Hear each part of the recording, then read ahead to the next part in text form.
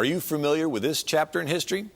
Napoleon took power in France after their bloody French Revolution had chopped off 40,000 heads in Paris and killed 300,000 in the Vendée. And Napoleon conquered the Netherlands and Prussia and Italy and then Spain. He put his brother Joseph on the throne of Spain. That's when Mexico decided to break away from Spain. Well, Napoleon wanted to take the Spanish Navy, British and French Navy and attack Britain. What happened was his navy was defeated at the Battle of Trafalgar. Then Napoleon invades Russia with 500,000 men and comes out 6 months later with 50,000. The Russians had burnt all their fields in front of his army, and when he got to Moscow, they abandoned the city, and when the winter set in, he was retreating and they attacked. Well, Napoleon was banished to the island of Elba. At this point, the British had an army and navy at their disposal. What did they decide to do? Turn their attention back to America. Well, you may have heard the line, "We have met the enemy and they are ours." That was exclaimed by Oliver Hazard Perry, the captain of the American ships on Lake Erie. The British, in addition, were inciting Indian attacks, giving guns and arms to the Indians in exchange for scalps. And so the British were seizing American ships and impressing American sailors into the British Navy. This escalated into the War of 1812. British ships on Lake Erie were sent to resupply Fort Malden in Amherstburg, Ontario. But they were blocked by U.S. Captain Oliver Hazard Perry near Put-in Bay, Ohio. September 9th, 1813 was recommended by President Madison as a day of humiliation and prayer. The next day, September 10th, 1813, Perry, with many of his sailors being free blacks from Ohio, confronted the British squadron, commanded by the one-armed Commodore Robert Barclay, who lost his arm fighting Napoleon.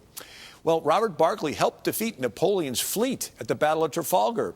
Strong winds prevented Perry from getting into a safe position, and the long-range British cannon splintered Perry's flagship, the USS Lawrence, to pieces, killing many of his crew. The British expected him to raise his flag and surrender, but instead, faithful to his battle flag, "Don't give up the ship," 28-year-old Oliver Hazard Perry and his men courageously rowed a boat through heavy gunfire to the second ship, the USS Niagara. The wind suddenly changed directions, and Perry sailed directly across the British line, firing broadside.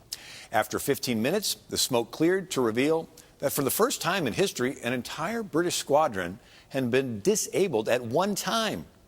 The British had to abandon Fort Malden.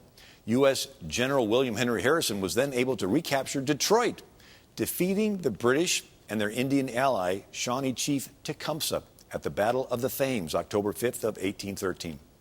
The Northwest Territory was now secure for America. To the sailors on deck, Captain Perry remarked, "The prayers of my wife are answered." To the Secretary of Navy, Perry wrote, "It has pleased the Almighty to give the arms of the United States a signal victory over their enemies on this lake. The British squadron, consisting of 2 ships, 2 brigs, 1 schooner, 1 sloop, have this moment surrendered to the force of my command after a sharp conflict." President James Madison stated in his 5th annual message, December 7th, 1813, "It has pleased the Almighty to bless our arms." On Lake Erie, the squadron, under the command of Captain Perry, having met the British squadron of superior force, a sanguinary conflict ended in the capture of the whole. It's a miracle that this little fledgling country of America, with our little Navy, was able to stand up against the most powerful Navy in the world, the British Navy. America is unique in world history, and it's important for us to remember these miracles in American history.